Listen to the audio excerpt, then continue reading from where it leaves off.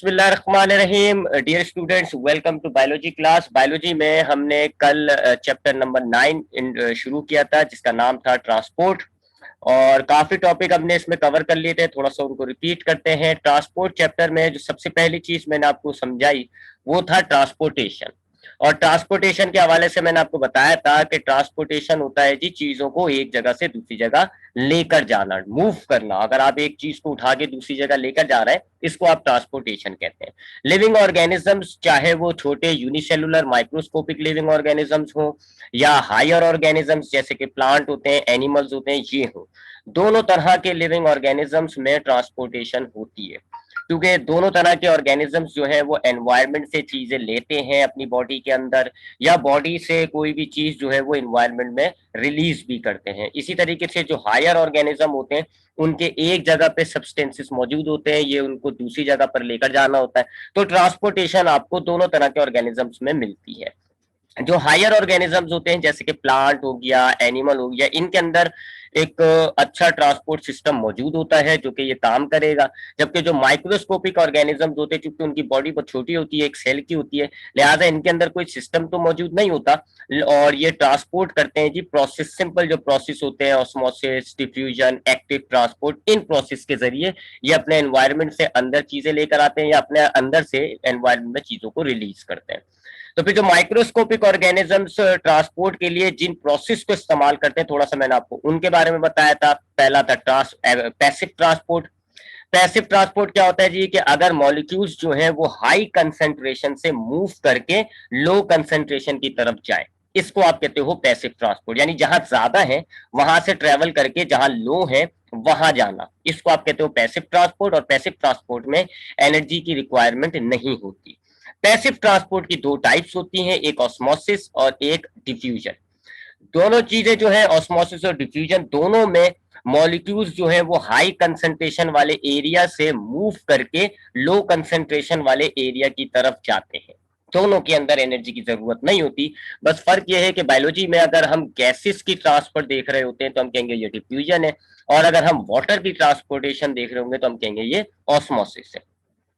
उसके अलावा एक और प्रोसेस मैंने आपको बताया जिसको हम कहते हैं एक्टिव ट्रांसपोर्ट। ये पैसिव ट्रांसपोर्ट का बिल्कुल अपोजिट है। एक्टिव ट्रांसपोर्ट में मॉलिक्यूल्स जो है वो लो कंसंट्रेशन वाले एरिया से ट्रेवल करके हाई कंसंट्रेशन वाले एरिया की तरफ जाते हैं। यानी जहां पर कम है वहां से ये निकल कर जहां ज्यादा है वहां जाएंगे मॉलिक्यूल्स। इसको आप कहते हो एक्टिव ट्रांसपोर्ट। और एक्टिव ट्रांसपोर्ट के अंदर एनर्जी की जरूरत पड़ती है, बगैर एनर्जी के एक्टिव ट्रांसपोर्ट नहीं होता। तो ये वो तीन चार प्रोसेस है जिनके जरिए ये जो माइक्रोस्कोपिक ऑर्गेनिजम्स होते हैं ये अपने बॉडी के अंदर एनवायरनमेंट से गैसेस ले लेते हैं, या कार्बन डाइऑक्साइड को एनवायरनमेंट में रिलीज कर देते हैं, या वाटर वगैरह जो है एनवायरनमेंट से अपनी बॉडी के अंदर ले आते हैं। फिर हमने बात की थी प्लांट्स के अंदर ट्रांसपोर्टेशन की। पौधों के अंदर, पौधा याद रखिएगा मल्टी सेलुलर होता है, बड़े होते हैं, हायर होते हैं, तो इनके अंदर वेल डेवलप्ड सिस्टम मौजूद होता है। तो ट्रांसपोर्टेशन इन प्लांट्स जो है, इनके अंदर जो है वो स्पेशलाइज्ड टिश्यू होते हैं। दो स्पेशलाइज्ड टिश्यू है, एक का नाम है जाइलम, एक का नाम है फ्लोएम। ये दो स्पेशलाइज्ड टिश्यूज होते हैं प्लांट के अंदर जो ये ट्रांसपोर्टेशन का काम करेंगे, यानी कि चीजों को एक जगह से दूसरी जगह लेकर जाएंगे। जाइलम नाम का जो स्पेशलाइज्ड टिश्यू होता है वो वाटर को, पानी को रूट से लीफ तक लेकर जाता है। जबकि फ्लोएम नाम का जो स्पेशलाइज्ड टिश्यू होता है वो फूड जो प्रिपेयर होगा लीफ में, उस फूड को कंडक्ट करता है। ठीक है, तो ये दो हो गए, एक जाइलम एक फ्लोएम। जाइलम वाटर कंडक्ट करेगा, जबकि फ्लोएम जो है वो फूड कंडक्ट करता है। फिर हमने बात की थी कि प्लांट्स के अंदर ट्रांसपोर्टेशन किन सब्सटेंसेस की होती है। सबसे पहले हमने ये बात बताई आपको कि प्लांट के अंदर ट्रांसपोर्टेशन किन सब्सटेंसेस की होती है। तो मैंने आपको बताया था कि प्लांट के अंदर एक तो वाटर की ट्रांसपोर्टेशन होती है, दूसरा मिनरल्स की ट्रांसपोर्टेशन होती है। ये जो मिनरल्स होते हैं ये एक्चुअल में वाटर के अंदर ही डिसॉल्व हुए होते हैं, तो जहां जहां पानी जाएगा वहां वहां मिनरल्स भी जा रहा होता है। तो दो चीजें तो ये हो गई। तीसरी चीज होती है गैसेस। हवा के अंदर कार्बन डाइऑक्साइड गैस होती है एनवायरनमेंट में, हवा में, और ऑक्सीजन गैसेस होती है, प्लांट को वो चाहिए होती है, प्लांट के सेल्स को चाहिए होती है, तो इसकी ट्रांसपोर्टेशन होगी। और फूड, फूड प्लांट जो है वो एनवायरनमेंट से हासिल नहीं करता, बल्कि ये तो ऑटोट्रॉप होता है, ये अपना फूड खुद प्रिपेयर करता है। लेकिन फूड प्रिपेयर होता है खाली लीफ में, और फूड चाहिए होता है पूरी प्लांट बॉडी को, लिहाजा लीफ में जो फूड तैयार हुआ है अब वो पूरी प्लांट बॉडी के अंदर ट्रांसपोर्ट होगा। तो ये चार चीजें होती हैं जो कि प्लांट को ट्रांसपोर्ट करना होती है, प्लांट को एक जगह से दूसरी जगह लेकर जानी होती है। इनमें मैंने आपको बताया था कि वाटर और ये जो मिनरल्स उसमें डिसॉल्व हुए हुए होते हैं, ये प्लांट एब्जॉर्ब करता है रूट्स के जरिए, अपनी रूट्स के जरिए वाटर और मिनरल्स को एब्जॉर्ब करेगा फ्रॉम द सॉइल। और फिर जाइलम नाम का जो स्पेशलाइज्ड टिश्यू है वो इस वाटर और मिनरल को रूट से लेकर लीफ तक लेकर जाएगा। ठीक है, तो रूट का जो मकाम है जहां से ये पौधा जो है वाटर का जो मकाम है जहां से पौधा जो है वो वाटर को एब्जॉर्ब करता है वो है रूट, लेकिन वाटर इस्तेमाल होता है फोटोसिंथेसिस यानी लीफ में। लिहाजा रूट की जर्नी क्या होगी जी कि रूट जो है पौधा वाटर की जर्नी क्या होगी जी कि पौधा जो है वो रूट्स के जरिए वाटर को एब्जॉर्ब करेगा और फिर रूट से वाटर ट्रेवल करता हुआ जाएगा लीफ तक। और किस टिश्यू से जाता है? जाइलम नाम के टिश्यू से। गैसेस के हवाले से मैंने आपको बताया था कि गैसेस जो है हमारे लीफ जो होते हैं, हमारे प्लांट के जो लीफ होते हैं उनमें छोटे छोटे से पोर्स होते हैं, छोटे छोटे से सुराग होते हैं जिनको हम कहते हैं स्टोमेटा। ये स्टोमेटा खुल भी जाते हैं, बंद भी हो जाते हैं। तो जब ये खुलते हैं तो एनवायरमेंट से गैसेस लीफ के अंदर आ जाती हैं डिफ्यूजन के जरिए। और इसी तरीके से जिन गैसेस को लीफ ने रिलीज करना होता है वो गैसेस जो है वो स्टोमेटा के जरिए निकल जाती हैं। और अगर एक सेल से दूसरे सेल में गैस जानी होती है तो वो डिफ्यूजन के जरिए चली जाती है। और चौथी चीज जो फूड, वो मैंने आपको बताया कि फूड लीफ तैयार करते हैं फोटोसिंथेसिस के जरिए, लेकिन ये फूड पूरी प्लांट बॉडी को चाहिए होता है तो लीफ ट्रेवल करता है एक और टिश्यू जिसका नाम है फ्लोएम, उसके जरिए। तो दो बड़े टिश्यू आ रहे हैं, एक जाइलम और एक फ्लोएम। जाइलम जो है वो वाटर को कंडक्ट कर रहा है, फ्लोएम जो है वो फूड को कंडक्ट कर रहा है। जाइलम वाटर कहां से लेके जाता है? रूट से। कहां तक लेकर जाएगा? लीफ तक। जबकि फ्लोएम फूड कहां से उठाएगा? लीफ से उठाएगा। और कहां लेकर जाएगा? पूरी प्लांट बॉडी के अंदर। तो यहां पर फिर हमने सबसे पहले डिस्कस किया रूट्स को, क्योंकि रूट जो है ये वो जगह है प्लांट की जहां से ये वाटर को एब्जॉर्ब करेगा। फिर रूट्स में जाइलम्स हैं, जाइलम्स जो है वो इस वाटर को लीफ तक लेकर जाती है। तो पहले हमने रूट के स्ट्रक्चर को स्टडी किया। दो किस्म के पौधे हमने देखे, एक मोनोकॉट होता है, एक डाइकॉट होता है। मोनोकॉट की जो रूट होती है उनको हम कहते हैं एडवेंटिशियस रूट। ये ऐसी रूट होती है जो हमें लगता है कि एक ही पॉइंट से निकल रही होती है, एक ही पॉइंट से ओरिजिनेट हो रही होती है, ऐसी रूट को हम कहते हैं एडवेंटिशियस रूट। जबकि डाइकॉट की रूट्स को हम कहते हैं टैप रूट।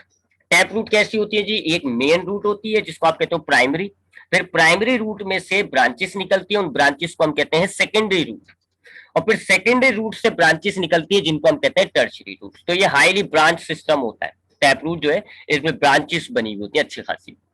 तो अब हमने डाइकॉट रूट का अंदर का इंटरनल स्टडी करी, हमने एनाटॉमी देखी थी, इसको हम टीएस कहते हैं, ट्रांसवर्स सेक्शन। तो हमने डाइकॉट की रूट को काट के अंदर देखा तो हमें अंदर नजर आता है कि इसके अंदर काफी टिश्यूज की लेयर होती है। सबसे पहले हमें जो है डाइकॉट रूट में आउटर साइड पे रूट हेयर्स मिलते हैं, छोटे छोटे से बाल होते हैं जिनके जरिए वाटर को एब्जॉर्ब किया जाता है।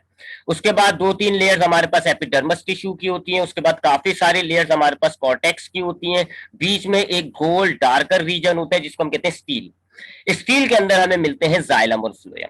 ठीक है, तो ये रूट की एनाटॉमी हो जाती है। अब मैंने आपको बताया कि आपका वाटर जो है वो यहाँ रूट के इर्द गिर्द जो सॉइल है इस जगह मौजूद है वाटर। तो अब ये वाटर रूट एब्जॉर्ब करेगा फ्रॉम द रूट हेयर। पहले वो रूट हेयर में आएगा वाटर, फिर रूट हेयर से एपिडर्मस में आएगा, एपिडर्मस के सेल्स में आएगा, फिर एपिडर्मस से कॉर्टेक्स के सेल्स में आएगा, फिर कॉर्टेक्स के सेल्स से एक सेल से दूसरे सेल ट्रांसफर होते होते स्टील में आ जाएगा, और फिर स्टील के जाइलम में आएगा, और फिर जाइलम से ये ऊपर चढ़ना शुरू हो जाएगा और लीफ तक जाएगा। तो पहली जर्नी जो है वाटर की वो कैसे हो गई जी? वो ऐसे हो रही है, यानी रूट हेयर से एपिडर्मस, एपिडर्मस से कॉर्टेक्स, कॉर्टेक्स से ये एंडोडर्मस, एंडोडर्मस से फिर ये जाइलम तक, और फिर दूसरी जर्नी जो है वो जाइलम से ऊपर चढ़ना, जिसकी मैंने आपको एग्जांपल दी थी कि अगर लिफ्ट का काम है एक बंदे को ऊपर लेके जाना तो पहले आप लिफ्ट तक जाओगे। तो ये जो हो रही है ना कि रूट हेयर से एपिडर्मस, कॉर्टेक्स और एंडोडर्मस, ये आप लिफ्ट तक जा रहे हो, फिर जैसे ही जाइलम पे आओगे तो लिफ्ट जो है वो ऊपर चढ़ेगी, पानी ऊपर जाएगा। अब ये रूट हेयर से जाइलम तक वाटर कैसे जा रहा है ये मैंने आपको बताया। ये था इसका डायग्राम कि रूट हेयर से जाइलम तक वाटर हमारे पास कैसे जाता है। इसका जवाब था ऑस्मोसिस। ऑस्मोसिस के जरिए जाता है। आप याद रखिएगा ऑस्मोसिस में क्या होता है? Movement of water from high concentration to low concentration. जहां ज्यादा होगा वहां से लो की तरफ जाएगा। तो सबसे पहले हमारे पास सॉइल में वाटर मौजूद है, सॉइल में वाटर मौजूद है, रूट हेयर में वाटर मौजूद नहीं है। ये जो पॉइंटर जहां पर मेरा है ये रूट हेयर है, ये एपिडर्मस है, ये 3 सेल्स कॉर्टेक्स के, ये जाइलम है। तो हमारे पास सॉइल में वाटर मौजूद है, इट मींस कि सॉइल के अंदर वाटर की कंसंट्रेशन हो गई हाई। रूट हेयर के अंदर पानी नहीं है, यहां हो गई वाटर की कंसंट्रेशन लो। अब यहां ऑस्मोसिस होगा और वाटर मॉलिक्यूल्स मूव करेंगे from high concentration to low concentration, यानी कि सॉइल से पानी अब अंदर आ जाएगा रूट हेयर के अंदर। अब यहाँ रूट हेयर में जब पानी आ जाएगा तो अब रूट हेयर के अंदर हो गई हाई कंसंट्रेशन, एपिडर्मस के अंदर हो गई लो कंसंट्रेशन। तो अब पानी जो है वो हाई से लो, यानी कि रूट हेयर से एपिडर्मस की तरफ मूव करेगा और अब आपके एपिडर्मस में पानी आ जाएगा। फिर अब एपिडर्मस जो है इसमें पानी मौजूद है, कॉर्टेक्स के पहले सेल में पानी मौजूद नहीं है, इसका मतलब है एपिडर्मस में हो गई वाटर की हाई कंसंट्रेशन, कॉर्टेक्स के अंदर हो गई वाटर की लो कंसंट्रेशन। तो अब हाई से लो मूव करेगा पानी, ऑस्मोसिस होगा और पानी जो है वाटर जो है वो अब एपिडर्मस से कॉर्टेक्स की तरफ मूव करेगा। एपिडर्मस खाली हो जाएगा, कॉर्टेक्स का वैक्यूल बढ़ जाएगा। अब कॉर्टेक्स का ये जो पहला सेल है ए सेल, अब इसके वैक्यूल में पानी भरा हुआ है, यहाँ हो गई हाई कंसंट्रेशन। कॉर्टेक्स का ये जो दूसरा सेल है बी, जिसको मैंने लिखा हुआ है, यहाँ है पानी नहीं है, यहाँ पर वाटर की लो कंसंट्रेशन हो गई। अब फिर दोबारा ऑस्मोसिस होगा और ए से पानी मूव करके बी में जाएगा, ए का वैक्यूल खाली हो जाएगा, बी का वैक्यूल भर जाएगा। तो इस तरीके से ऑस्मोसिस के जरिए एक सेल से दूसरे सेल पानी मूव कर रहा है। एक सेल के अंदर पानी बढ़ जाता है तो वो हाई कंसंट्रेशन हो जाता है, उसके बराबर वाला, उसका पड़ोस वाला सेल जो है उसके अंदर पानी नहीं होता तो वो लो कंसंट्रेशन हो जाती है। तो एक सेल में हाई कंसंट्रेशन हो गई, दूसरे सेल में लो कंसंट्रेशन हो गई, ऑस्मोसिस होगा और वाटर मूव करेगा from high concentration to low concentration. तो एक जगह से दूसरी जगह ऐसे ट्रेवल करते हुए अब ये बी से सी में जाएगा और सी से फिर ये जाइलम में आ जाएगा। अब जैसे जाइलम में आएगा, ये खैर यहाँ तो मैंने 3 बनाए ना, तो बहुत सारे सेल्स थे, कॉर्टेक्स है, कॉर्टेक्स के बाद एंडोडर्मिस है, लेकिन सब में ऐसे ही मूव कर रहा है। एक सेल भर जाता है, बराबर वाला खाली होता है तो हाई से लो कंसंट्रेशन पानी मूव कर जाता है। जाइलम में आएगा, जाइलम से पानी फिर ऊपर की तरफ चढ़ता है। अब ये ऊपर की तरफ कैसे चढ़ रहा है, जाइलम में जब पानी आ गया, अब पानी ये ऊपर की तरफ कैसे ट्रेवल कर रहा है, ये हम ऊपर लीफ को जब हम स्टडी करेंगे ना तब हमें समझ में आएगा। हम जब लीफ को देखेंगे ना तब हमें समझ में आएगा। यहाँ ये जाइलम में जो पानी है ना, ये लीफ बुलवाता है। कैसे बुलवाता है वो मैं आपको लीफ जब बताऊंगा तब पता चलेगा। तो अभी हमने देखा कि सॉइल से जाइलम, रूट का जो जाइलम है वहां तक पानी कैसे आ रहा है। सॉइल में हाई कंसंट्रेशन थी तो रूट हेयर में आ गया, रूट हेयर के अंदर हाई कंसंट्रेशन थी तो एपिडर्मस में चला गया, एपिडर्मस में हाई कंसंट्रेशन थी तो कॉर्टेक्स में चला गया, कॉर्टेक्स में हाई कंसंट्रेशन थी तो जाइलम में चला गया। अब जाइलम से पानी जो है ऊपर की तरफ जो है वो एक्चुअल में लीफ बुलाएगा। लीफ के सेल्स के अंदर पानी की कमी होगी तो वो नीचे से खींचेंगे पानी को, जिसको हम कहते हैं एसेंट ऑफ सैप। तो अब वो एसेंट ऑफ सैप के लिए हमें लीफ को स्टडी करना पड़ेगा। अच्छा, अब लीफ को स्टडी करने से पहले, अब जाहिर बात है लीफ को स्टडी करेंगे, लीफ में पानी कैसे आएगा, लेकिन उस चीज को भी स्टडी करने से पहले तो अब हम लीफ को स्टडी करने जा रहे हैं। लेकिन लीफ के अंदर आपको पता है खाना तैयार होगा, फूड प्रिपेयर होगा बाय फोटोसिंथेसिस। वो तो हम पहले पढ़ चुके हैं चैप्टर में कि फोटोसिंथेसिस कैसे होता है। मेसोफिल सेल्स फोटोसिंथेसिस के जरिए फूड बना लेंगे।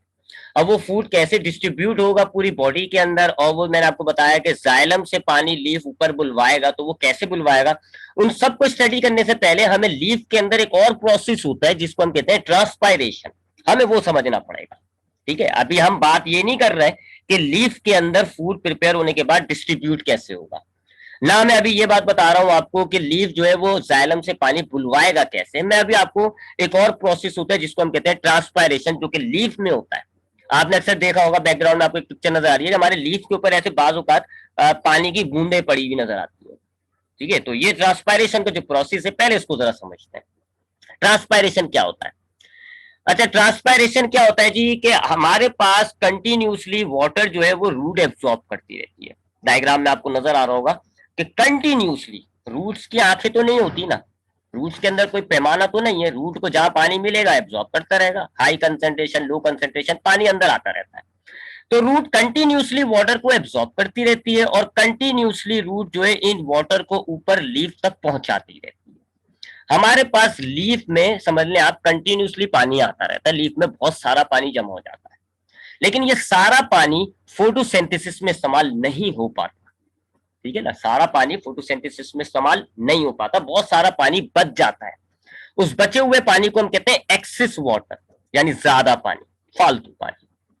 अब ये फालतू पानी अगर हमारे लीफ में पड़ा रहे तो हमारे लीफ खराब हो सकते हैं, हमारे लीफ के सेल्स फट सकते हैं, टर्जिडिटी की वजह से नुकसान हो सकता है। तो अब इस फालतू पानी को लीफ जो है वो हवा में निकाल देता है, हवा में जाया कर देता है। इस जाया करने के प्रोसेस को हम कहते हैं ट्रांसपायरेशन। ठीक है, ट्रांसपायरेशन क्या है कि ये जो हमारे वाटर जो कि रूट से एब्जॉर्ब हो रहा है और लीफ तक आ रहा है, तो हमारे लीफ के अंदर हो जाता है जी लॉट्स ऑफ एक्सेस वाटर, बहुत सारा फालतू पानी जमा हो जाता है। तो प्लांट क्या करता है, इस फालतू पानी को जितना इस्तेमाल उसने किया फोटोसिंथेसिस के जरिए वो तो हो गया, जो बचा हुआ है जो फालतू जो एक्सेस वाटर है उसको वाटर वेपर्स की सूरत में, याद रखिएगा वाटर वेपर्स की सूरत में ये निकाल देगा, हवा के अंदर रिलीज कर देगा। That process is called transpiration. Lots of excess water in the form of water vapours from the aerial part, from the, ज्यादातर लीफ से होता है तो इसलिए हमने लीफ ही बोल रहा हूं मैं भी, वैसे तो दो तीन जगहों से और होता है वो मैं भी आपको बता रहा हूँ। ठीक है, तो ये ट्रांसपायरेशन होता है। ट्रांसपायरेशन क्या है कि हमारे लीफ के अंदर ठीक ठाक पानी जमा हो गया जी, रूट ने एब्जॉर्ब कर करके ऊपर पहुंचाता जा रहा है, पहुंचाता जा रहा है। अब लीफ के अंदर जो इतना सारा पानी जमा हो गया उसमें से थोड़ा बहुत लीफ ने इस्तेमाल कर लिया इन फोटोसिंथेसिस, और जो फालतू एक्सेस वाटर बचा हुआ है प्लांट उसको रिलीज कर देगा, हवा में निकाल देगा, वेपर्स की सूरत में उसको खारिज कर देगा, ताकि प्लांट के लीफ के अंदर वाटर जो है वो एक लेवल मेंटेन रहे वाटर का। तो this loss of water is called transpiration. ये जो ट्रांसपायरेशन हो रहा होता है इसमें जो वाटर लॉस होता है वो वेपर्स की सूरत में होता है। अब तीन किस्म का ट्रांसपायरेशन होता है, तीन टाइप्स है ट्रांसपायरेशन की। टाइप्स ऑफ ट्रांसपायरेशन पे आ रहा हूं, तीन किस्म का ट्रांसपायरेशन होगा, यानी कि तीन तरीकों से वाटर लॉस होता है। एक कहलाता है स्टोमेटल, एक कहलाता है लेंटिक्यूलर, एक कहलाता है क्यूटिक्यूलर। स्टोमेटल क्या होता है जी, ये लीफ में से होता है। हमने बात की, हजार दफा बात की है कि हमारे लीफ के अंदर छोटे छोटे से सुराग होते हैं। ये हमारा लीफ है, अगर आप इसको माइक्रोस्कोप से देखोगे आपको ये ऐसे छोटे छोटे से सुराग नजर आएंगे, नजर आ रहे हैं आपको, ये स्टोमेटा कहलाते हैं। अगर हम लीफ के कटे हुए सेक्शन को देखें तो ये आपको नजर आ रहा है पिंक कलर के, ये पिंक नहीं, ये तो जामनी है, ये दे आर कॉल्ड स्टोमेटा। ये सुराग होते, पहले भी बता चुका, जैसे हमारे नाक में सुराग होते हैं ना, ऐसे ये सुराग है। लेकिन इन सुरागों की खास बात ये होती है कि ये खोल बंद हो सकते हैं, यानी ओपन हो जाते हैं, क्लोज हो जाते हैं, ओपन हो जाते हैं, क्लोज हो जाते हैं। इनको हम कहते हैं स्टोमेटा। तो ज्यादातर पानी यहां से लॉस होता है, रूट से पानी आया लीफ के अंदर जमा हो गया, जो फालतू पानी है स्टोमेटा खुलेगा और वो फालतू पानी बाहर निकल जाएगा वेपर्स की सूरत में, डायग्राम में नजर आ रहा है। ठीक है, ये स्टोमेटा ओपन हुए में और ये सारा एक्सेस वाटर जो है वो वेपर्स की सूरत में रिलीज हो रहा है बाहर। जैसे आप अपनी नाक के नथनों में से और कार्बन डाइऑक्साइड को बाहर निकाल देते हो ना, बिल्कुल ऐसे ये लीफ के स्टोमेटा खुलेंगे, जो जितना भी फालतू पानी होगा वो वेपर्स की सूरत में बाहर निकल जाएंगे। तो इस वाली ट्रांसपायरेशन को हम कहते हैं स्टोमेटल ट्रांसपायरेशन। क्यों? क्योंकि ये स्टोमेटा से हो रहे होते हैं, लीफ में जो छोटे छोटे सुराग है ना स्टोमेटा, उधर से हो रहे होते हैं। ज्यादातर जो स्टोमेटल ट्रांसपायरेशन ही होती है, तकरीबन 90% जो ट्रांसपायरेशन होती है पौधों में वो यही वाली है, स्टोमेटा, स्टोमेटल ट्रांसपायरेशन। यानी कि पौधों के अंदर अगर 100% या 100 ग्राम पानी है ना, तो उसमें से 90 ग्राम वाटर जो है वो स्टोमेटल ट्रांसपायरेशन के जरिए लूज होता है, और जो 10% है वो बाकी दो और टाइप से जो मैं आपको बताने जा रहा हूँ।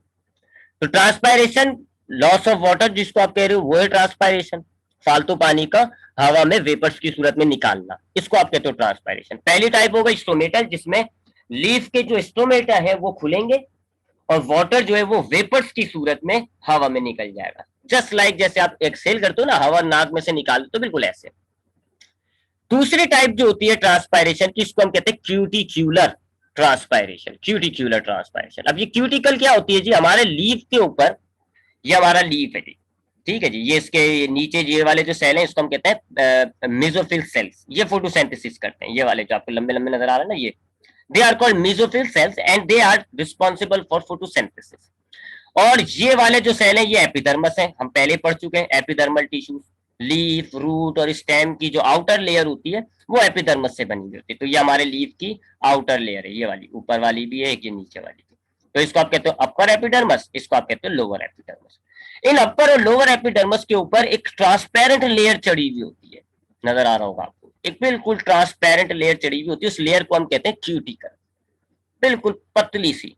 कुछ पानी, एक तो यहाँ पे लीफ के अंदर या छोटे छोटे सुराग होंगे, इन एपिडर्मस के अंदर छोटे छोटे सुराग होंगे, देखें आपको पुरानी डायग्राम दिखाऊं, ये देखें, ये एपिडर्मस है, ये एपिडर्मस है, ये देखें यहाँ पर ये रेस्टोमेटा, ये रेस्टोमेटा। तो स्टोमेटा से तो होती है 90%, वो तो मैं आपको बता चुका हूँ। अच्छा, अब इस एपिडर्मस के अंदर जो क्यूटिकल है ना, कुछ पानी इस एपिडर्मस और क्यूटिकल से निकलकर हवा में निकल जाता है, स्टोमेटा से नहीं, इस क्यूटिकल को क्रॉस करके रिलीज हो जाएगा वेपर्स की सूरत में। तो इस वाली ट्रांसपायरेशन को आप कहते हैं क्यूटिक्यूलर ट्रांसपायरेशन। यानी कि ज्यादातर ट्रांसपायरेशन तो आपके ये लीफ में यहाँ जो स्टोमेटा होंगे वो खुलेंगे और पानी निकल जाएगा, लेकिन कुछ पानी जो है वो इन जगहों से भी निकल जाता है, इन जगहों से भी, यहाँ क्यूटिकल से भी ऐसे रिलीज हो जाएगा।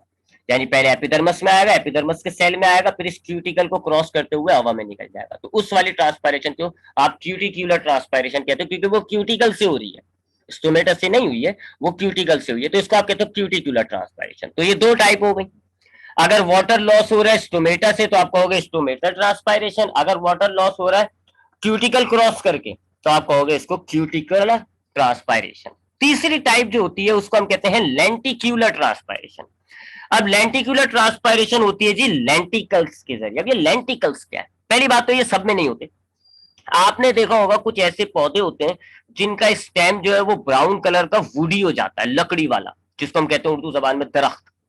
दरख्त बन जाता है, मोटे मोटे से स्टेम हो जाते हैं, हार्ड हो जाते हैं जी, दरख्त बन जाते हैं, जैसे कि वो आपका होता है नीम का दरख्त वगैरह। तो उनके स्टेम के अंदर ऐसे, स्टेम में, लीफ में नहीं, उनके स्टेम में ऐसे छोटे छोटे से सुराख पैदा हो जाते हैं। इन सुराखों को हम कहते हैं लेंटिकल्स।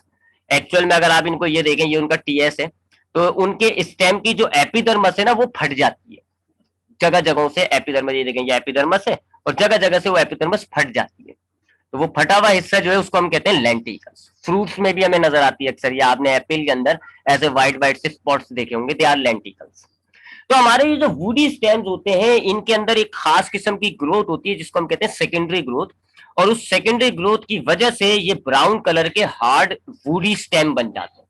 और जब ये स्टेम बनते हैं ना, वुडी स्टेम बनते हैं, तो इनके एपिडर्मस जगह जगह से रप्चर हो जाता है, फट जाता है, और उस फटे हुए हिस्से को हम कहते हैं लेंटिकल्स। ये सुराग हैं, जैसे स्टोमेटा है ना लीफ में, ऐसे ये स्टेम के अंदर स्टोमेटा कह लो आप इनको, स्टेम के बास पानी यहां से भी निकल आता है।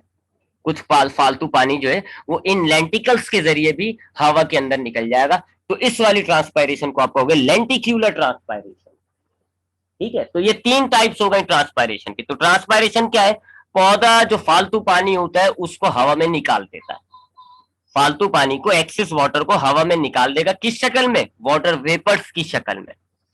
तो प्लांट अगर फालतू पानी को वाटर वेपर्स की सूरत में निकालता है, लूज करता है, रिलीज करता है, इस प्रोसेस को आप कहते हो ट्रांसपायरेशन। तीन किस्म की होती है। अगर पौधा अपने लीफ में मौजूद स्टोमेटा से कर रहा है तो स्टोमेटल ट्रांसपायरेशन कहोगे। प्लांट अगर लीफ के क्यूटिकल से पानी को रिलीज कर रहा है तो आप कहोगे क्यूटिक्यूलर ट्रांसपायरेशन। और प्लांट अपने स्टेम में मौजूद लेंटिकल्स से ट्रांसपायरेशन कर रहा है तो आप कहोगे लेंटिक्यूलर ट्रांसपायरेशन। याद रखिएगा कि ज्यादातर 90% ट्रांसपायरेशन पहली वाली होती है, स्टोमेटा। लेंटिकल्स हर जगह मौजूद नहीं है और क्यूटिकल से भी इतना कोई पानी लॉस नहीं होता। 90% ट्रांसपायरेशन स्टोमेटा वाली होती है। 90% पानी, मैंने आपको बताया ना, अगर आपने 100 किलो पानी है ना फालतू पानी, तो 100 किलो में से 90 किलो पानी स्टोमेटा ट्रांसपायरेशन से होता है, और 10 केजी जो वाटर है ना वो लेंटिकल्स और क्यूटिकल से निकलेगा। तो ज्यादातर स्टोमेटा वाली ट्रांसपायरेशन हो रही होती है। अच्छा, अब स्टोमेटल ट्रांसपायरेशन क्योंकि ज्यादा होती है, मैंने आपको बताया ना 90%, तो थोड़ा इसकी डिटेल में जाते हैं, थोड़ा सा इसकी डिटेल में जाते हैं, इसको थोड़ा सा डीप स्टडी करते हैं। अब हम देखते हैं कि स्टोमेटल ट्रांसपायरेशन जो है वो होती है by the stomata of the leaf. हमारे लीफ के अंदर जो छोटे छोटे सुराग है ना स्टोमेटा, उनके जरिए होती है। तो थोड़ा स्टोमेटा को देखना पड़ेगा। अब इस हिसाब से स्टोमेटा कहाँ मौजूद है, लीफ के किस हिस्से में मौजूद है, इस हिसाब से हमारे पास तीन किस्म के लीव्स होते हैं। तीन किस्म के लीव्स होते हैं हमारे पास स्टोमेटा के एतबार से। अगर हमें खाली लोअर, नीचे वाली एपिडर्मस पे स्टोमेटा मिलते हैं तो ऐसे स्टोमेटा, ऐसे लीफ को हम कहते हैं बाइफेशियल। ठीक है, मैं आपको डायग्राम दिखाऊं, पुरानी वाली बहुत पीछे चली जाएगी। हाँ, ये देखें, ये लीफ की अपर एपिडर्मस है, ये लीफ की लोअर एपिडर्मस है। अगर आपको खाली लोअर एपिडर्मस पर मिलता है यहां पर, यानी कि लोअर एपिडर्मस पे स्टोमेटा है, अपर पे नहीं है, लीफ खाली नीचे है, नीचे वाली एपिडर्मस में, तो ऐसे लीफ को हम कहते हैं बाइफेशियल। और अगर दोनों में मौजूद होता है, नीचे वाले में भी ऊपर वाली में भी, जैसे ये डायग्राम जो है इसमें दोनों में नजर आ रहा है आपको, लोअर में भी नजर आ रहा है अपर में भी, तो उसको हम कहते हैं मोनोफेशियल। ठीक है, कहाँ गई, हाँ ये। तो अगर हमारे पास लीफ ऐसा है कि लीफ के खाली नीचे वाली जो एपिडर्मस है, लोअर एपिडर्मस, खाली उसके अंदर स्टोमेटा मौजूद है, तो ऐसे लीफ को हम कहते हैं बाइफेशियल। मिसाल के तौर पे जो मैंगो के प्लांट्स होते हैं ना, उनके लीफ जो है वो बाइफेशियल होते हैं, उनके लीफ का खाली निचली एपिडर्मस में आपको स्टोमेटा मिलेगा, ऊपर नहीं होता। अच्छा, कुछ ऐसे पौधे होते हैं जिनके दोनों अपर और लोअर एपिडर्मस दोनों सरफेसिस पे स्टोमेटा होते हैं, उनको हम कहते हैं मोनोफेशियल। ठीक है, जैसे अभी आपको जो मैंने डायग्राम दिखाई थी वो मोनोफेशियल था, क्योंकि अपर एपिडर्मस में भी स्टोमेटा था, लोअर एपिडर्मस में भी स्टोमेटा था। जैसे कि ये जो मेस प्लांट होता है हमारा, यानी कि वो मकई का जो पौधा होता है, उसके जो लीफ होते हैं ना वो मोनोफेशियल होते हैं, उनके अपर एपिडर्मस में भी स्टोमेटा होता है, लोअर एपिडर्मस में भी स्टोमेटा होता है। जबकि कुछ ऐसे पौधे होते हैं जिनके खाली अपर एपिडर्मस में होता है, लोअर में नहीं होता, तो उनको हम कहते हैं एपिस्टोमेटस लीफ। एपी मतलब ऊपर, स्टोमेटा ऊपर वाली पर है ना, इसलिए हम कहते हैं एपिस्टोमेटस लीफ। जैसे कि वाटर लिली एक पानी का पौधा नहीं है, वाटर लिली, तो उसमें जो है वो उसके लीफ जो होते हैं वो एपिस्टोमेटस होते हैं। एपिस्टोमेटस क्यों? क्योंकि उनकी अपर एपिडर्मस होती है। तो स्टोमेटल ट्रांसपायरेशन में जो स्टोमेटा होते हैं, इसके हिसाब से हमारे पास तीन किस्म के लीफ हो गए। अगर खाली नीचे वाली यानी लोअर एपिडर्मस पर स्टोमेटा है तो आप कहोगे इनको हाइपोस्टोमेटस या फिर बाइफेशियल। अगर दोनों सरफेस पर है, ऊपर भी नीचे भी, तो आप कहोगे मोनोफेशियल या एम्फिस्टोमेटस। और अगर खाली अपर एपिडर्मस में है तो आप इनको कहोगे एपिस्टोमेटस। ठीक है जी। तो ये तो हो गया जी लीफ की type according to the stomata. Stomata कहाँ मौजूद है उस हिसाब से लीफ की टाइप हो जाती है। अब जरा स्टोमेटा स्टोमेटा बहुत हो रहा है तो थोड़ा स्टोमेटा के हवाले से बात कर लेते हैं। स्टोमेटा स्टोमेटा आपको मैंने बताया था जब हमने फोटोसिंथेसिस किया था कि जिस तरीके से हमारी दीवार होती है, जब हम अपने घर बना रहे होते हैं, तो हम जब अपनी दीवार बना रहे होते हैं तो हम दीवारों के अंदर कुछ झिरियां छोड़ देते हैं, कुछ स्पेस छोड़ देते हैं, जिनको हम कहते हैं खिड़की, विंडो। ठीक है, हमने खिड़की खोल दी, एक झिरी छोड़ दी, उसको आप कहते हो विंडो। अब हम हर वक्त तो उसको खुला नहीं रखते, तो हम क्या करते हैं, उसके ऊपर खिड़कियां लगा देते हैं, विंडो के ऊपर हमने डोर लगा देते हैं, ताकि जब चाहे हम खिड़की को खोल दें, जब चाहे हम खिड़की को बंद कर दें। बिल्कुल इसी तरह का किरदार है स्टोमेटा का लीफ में। स्टोमेटा एक्चुअल में हमारे लीफ की जो सरफेस होती है ना, एपिडर्मस, उसमें जगह जगह सुराग है, सुराग हुए हुए होते हैं, और इन सुरागों पे दो सेल्स लगे हुए होते हैं, उन सेल्स को हम कहते हैं गार्ड सेल्स। ठीक है, ये एक लीफ है, ये इसके एपिडर्मस है, ये एपिडर्मस है, ये जो क्लाने में रिंग है, यहाँ बीच में वो सुराग आ गया। ठीक है, ये जो आपको नजर आ रहा है ना, ये वाले सेल्स, ये एपिडर्मस है लीफ के, और ये बीच में जो हिस्सा है ना, ये वो सुराग आ गया खिड़की, और इसमें ये हमने ये जो बीन शेप के आपको सेल्स नजर आ रहे हैं, ये आ गए गार्ड सेल्स। ठीक है, तो जैसे आपके पास ये दीवार हो गई, आपने दीवार में एक झिरी छोड़ दी और उस पर आपने ये दो खिड़कियां लगा दी, जब चाहो खिड़की खोल दो, जब चाहो खिड़की बंद कर दो।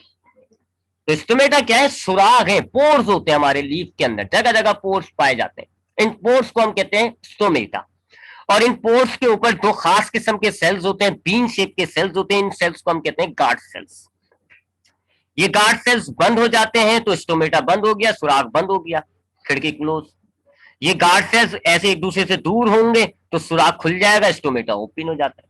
तो ये गार्ड सेल्स हैं, जैसे हमारी खिड़की के अंदर वो होते हैं ना, हमारी विंडो के अंदर दरवाजे होते हैं, वो खिड़की खोल देते हैं, खिड़की बंद कर देते हैं, ऐसे ये गार्ड सेल्स हैं। गार्ड सेल्स एक दूसरे के करीब आएंगे, मिल जाएंगे, स्टोमेटा बंद। गार्ड सेल्स एक दूसरे से दूर हो जाएंगे, स्टोमेटा खुल जाता है। तो स्टोमेटा क्या है, हमारे लीफ में पाए जाने वाले छोटे छोटे से सुराग, और इन सुरागों पे दो बीन शेप के सेल्स होते हैं, they are called guard cells. And this guard cells, in guard cells की वजह से हमारा स्टोमेटा खुलता है या बंद होता है। अच्छा, ये गार्ड सेल्स हमारे स्टोमेटा को ये खोलते या बंद करते कैसे हैं, इसका जवाब क्या है जी, हमारे इन गार्ड सेल्स के अंदर वैक्यूल मौजूद होता है, नजर आ रहा होगा आपको, ये देखें, ये गार्ड सेल है ना, इसमें ये आसमानी कलर का ये वैक्यूल हो गया, ये इसका वैक्यूल हो गया, खाली होता है जी। इसमें जब पानी भर जाएगा तो ये वैक्यूल चीड़ जाता है, बढ़ जाता है, इसका साइज बढ़ जाता है। अब हमारे ये जो गार्ड सेल्स होते हैं, इसकी अंदर की जो वॉल होती है ना, ये वाली जहां मेरा पॉइंटर जा रहा है, ये वाले, इस गार्ड सेल की ये वाली वॉल और इस गार्ड सेल्स की ये वाली वॉल, ये होती है जरा थिक, ठीक होती है ये। जबकि ये जो आउटर वॉल होती है ना, ये इस गार्ड सेल्स की ये हो गई आउटर वॉल, और इस गार्ड सेल्स की ये वाली आउटर वॉल, ये होती है जरा पतली। तो गार्ड सेल्स की इंटरनल इनर वॉल जो होती है वो मोटी होती है, आउटर वॉल जो होती है वो पतली होती है। अब जब गार्ड सेल्स में वैक्यूल भरता है, पानी भरता है ना, तो गार्ड सेल्स का वैक्यूल बढ़ जाता है। अब बढ़ने की वजह से ये वाला, तो चूंकि ये थिक वॉल है, इस पे तो असर नहीं पड़ता, थिन वॉल पे असर पड़ता है, तो थिन वॉल पीछे की तरफ मूव कर जाती है। इसी तरह जब इस गार्ड सेल का वैक्यूल भरेगा तो ये वैक्यूल का साइज बढ़ेगा, अब ये दीवार वॉल पर प्रेशर अप्लाई करेगा, गार्ड सेल्स की जो वॉल है ना उस पर प्रेशर अप्लाई करेगा। आगे की वॉल तो मोटी है, ये तो हिलेगी भी नहीं। पीछे की वॉल जो है इस पे ये पतली होती है, इस पे प्रेशर आएगा और ये ऐसे पीछे की तरफ मूव होगा, गार्ड सेल्स खुल जाएगा। तो इस तरीके से हमारे स्टोमेटा जो है वो खुलते हैं, बंद होते हैं। गार्ड सेल्स के अंदर वाटर भर जाता है, वैक्यूल खुल जाएगा। वैक्यूल खुलने की वजह से जो थिन वॉल है ना, आउटर वॉल जो है, बाहर वाली वॉल जो है, वो चूंकि पतली होती है, वो पीछे की तरफ मूव कर जाएगी, गार्ड सेल्स खुल जाता है। तो ये स्टोमेटा है। इस तरीके से हमें स्टोमेटा जो है हमारे लीफ खुलते रहते हैं, बंद होते रहते हैं, और इनके जरिए ना सिर्फ ये वाटर को लॉस करते हैं, बल्कि हमने फोटोसिंथेसिस और रिस्पायरेशन में देखा था कि गैसेस भी आ जाती हैं अंदर। तो जब भी हमारे लीफ की सरफेस पे ऐसे छोटे छोटे से बहुत सारे सुराग होते हैं, जब भी स्टोमेटा को खोलना होगा, गार्ड सेल्स के वैक्यूल भरेंगे और ये टर्जिडिटी अप्लाई करते हैं, जिसकी वजह से हमारा गार्ड सेल खुल जाएगा। स्टोमेटा का सुराग खुल गया, वाटर जितना भी फालतू पानी होगा वो वेपर्स की सूरत में बाहर निकल जाएगा। स्टोमेटल ट्रांसपायरेशन होगी, हवा में जो कार्बन डाइऑक्साइड गैस होगी या ऑक्सीजन गैस होगी वो इन सुरागों के जरिए अंदर आ जाएगी। ठीक है, तो ये स्टोमेटा जो है ना सिर्फ ट्रांसपायरेशन कर रहा है, बल्कि ये हमारी गैसेस एक्सचेंज में भी मदद करते हैं। ठीक है, ये स्टोमेटा जो है हमारे पास गैसेस एक्सचेंज में भी मदद करते हैं। अच्छा, अब हम आते हैं जी, मैंने आपको बताया था कि हमारे पास नीचे रूट के अंदर वाटर जो है वो अभी ऐसे ट्रेवल किया था ना, ये डायग्राम बनी हुई है कि हमारे ये सॉइल पे वाटर था, रूट हेयर में आ गया था, रूट हेयर से एपिडर्मस में, फिर ये कॉर्टेक्स में, फिर ये एंडोडर्मस से होता हुआ जाइलम तक आ गया था। ये तो मैंने आपको बता दिया था। फिर मैंने आपको बताया था कि जाइलम से पानी ऊपर जो चढ़ता है उसका तारोमदाद होता है लीफ की वजह से, वो लीफ की वजह से चढ़ता है। अब वो वाली बात डिस्कस करते हैं। अब देखिए जी, हमारे पास यहाँ पर ये हमारे पास लीफ है, ये इतना हिस्सा जो ना ऊपर का ये लीफ है। लीफ में ये हो गई अपर एपिडर्मस, ये हो गई लोअर एपिडर्मस, इस लोअर एपिडर्मस में ये हो गया स्टोमेटा। और ये जो आपको नजर आ रहे हैं ये सारे वो मीजोफिल सेल्स हैं जो फोटोसिंथेसिस करते हैं। अब यहाँ ये जगह जगह आपको स्पेस नजर आ रही है, इनको हम कहते हैं एयर सैक। ये स्पेसिस होती है, यहाँ गैसेस जमा हो जाती है या वाटर जमा हो जाता है। अब पानी हमारे पास है, सपोज करें अभी लीफ में आपके पास फालतू पानी भेज तो आशा भरा पड़ा हुआ है। ठीक है, ये जो आपके एयर स्पेसिस हैं इनमें वाटर भरा पड़ा हुआ है। मैंने आपको बताया है जो फालतू पानी होता है वो स्टोमेटा खुलते हैं और वेपर्स की सूरत में निकल जाता है, जिसको आप कहते हो ट्रांसपायरेशन। तो अब ये चूंकि एयर स्पेसिस में वाटर मौजूद है तो स्टोमेटा खुले और ये वाटर सारा बाहर निकल गया, ट्रांसपायरेशन हो गई। ठीक है, ये बात तो अभी मैंने आपको बता चुका हूं। तो हमारे पास लीफ के ये जो एयर स्पेसिस थी इनमें वाटर मौजूद था, स्टोमेटा खुले, ट्रांसपायरेशन हुई और ये सारा फालतू पानी जो है वो एयर स्पेसिस के जरिए, एयर स्पेसिस से हवा में निकल गया। अब लीफ के अंदर वाटर की कंसंट्रेशन हो गई लो। जितना भी पानी था एयर स्पेसिस में या इन लीफ सेल्स के अंदर, जितना भी पानी था सब निकल गया, सब रिलीज हो गया वेपर्स की सूरत में। लिहाजा अब लीफ के अंदर पानी की मिकदार कम हो गई या ज्यादा? तो इसका जवाब है कम हो गई, सारा पानी तो लूज हो गया। अब लीफ के सेल्स में क्या हो गया जी? कंसेंट्रेशन ऑफ वाटर लो, जबकि जाइलम में आपके पास पानी मौजूद होता है। कैसे? वो अभी नीचे पता चल जाएगा आपको, चेन है पूरी। जाइलम में क्या है, यहाँ इस हिस्से में जाइलम की क्या है जी? वाटर की कंसेंट्रेशन हाई। तो अब क्या होगा, ये जो लीफ के सेल्स हैं ये अब जाइलम से पानी को खींचेंगे, वही ऑस्मोसिस के जरिए, क्योंकि लीफ के अंदर हो गई लो कंसेंट्रेशन, जाइलम के अंदर हो गई हाई कंसेंट्रेशन। ऑस्मोसिस में क्या होता है, वाटर मॉलिक्यूल मूव करते हैं फ्रॉम हाई टू लो। तो इसको हम ये कहते हैं कि ये जो लीफ के मेसोफिल सेल्स हैं या जाइलम से पानी को ड्रॉ करेंगे। तो अब यहाँ जाइलम का जो पानी है वो इन रिलीज निकल के इन मेसोफिल सेल्स में आ जाएगा। अब जब यहाँ पर जाइलम के इस हिस्से में पानी कम हो गया, क्योंकि इस पानी यहाँ का तो खींच दिया गया, लीफ ने निकाल लिया, निचले हिस्से में पानी ज्यादा है, तो अब वही नीचे हिस्से में जो है यहाँ वाटर की कंसेंट्रेशन ज्यादा हो गई, यहाँ कम, तो अब जाइलम जो है वो नीचे से पानी खींचेगा, यहाँ नीचे से पानी खींचना शुरू करेगा। तो यहाँ जो जाइलम का पानी जमा हुआ था वो अब ऊपर की तरफ ड्रॉ होना शुरू हो जाएगा। इसको हम कहते हैं ascent of sap, transpiration pull. Transpiration की वजह से ये खींचा जा रहा है ना, इसको हम ट्रांसपायरेशन पुल भी कहते हैं। तो ऐसे वो जो जाइलम के अंदर पानी जमा हुआ था वो ऊपर खींचा जाएगा। इसकी एग्जाम्पल आप ऐसे ले लो, स्ट्रॉ। आप स्ट्रॉ के जरिए आप स्ट्रॉ के ऊपरी हिस्से पे मुंह लगाते हो और खींचते हो, क्या होता है? स्ट्रॉ के नीचे हिस्से पे, सपोज करें ये स्ट्रॉ है, तो अब आप जब यहां से सक करोगे, खींचोगे, तो कहां से पानी मूव होता है? यहां से पानी चढ़ेगा और यहां पर आ जाएगा। बिल्कुल ऐसे ही आपके लीफ ने फालतू पानी निकाल दिया, पानी यहाँ पे कम हो गया, लो कंसंट्रेशन हो गई, तो अब ये जो जितने भी लीफ के मेसोफिल सेल्स हैं ये जाइलम से वाटर को स्ट्रॉ की तरह खींचेंगे। जब ये खींचेंगे तो ये सारा पानी ऐसे आहिस्ता आहिस्ता ऊपर करके मूव करना, चलना शुरू हो जाएगा। तो ये जो वाटर की ऐसे चलना होता है ना, मूवमेंट होती है, इसको हम कहते हैं ट्रांसपायरेशन स्ट्रीम। ये जो खींचना है इसको हम कहते हैं ट्रांसपायरेशन पुल। और इस तरीके से जो जाइलम के अंदर पानी आया था ना, रूट की जाइलम में पानी आ गया था, वो अब ऊपर ड्रॉ होना शुरू हो जाता है। तो एक ये सबसे अहम तरीन काम होता है ट्रांसपायरेशन का, कि ना सिर्फ ये आपके फालतू पानी को जाया करवा रहा है, बल्कि जो जाइलम, रूट के जाइलम में पानी जमा हुआ है ना, ये उस पानी को खींचता भी है, जिससे वाटर की एब्जॉर्प्शन भी इंक्रीज होती है। ये इसके सिग्निफिकेंस बता रहा हूं मैं आपको।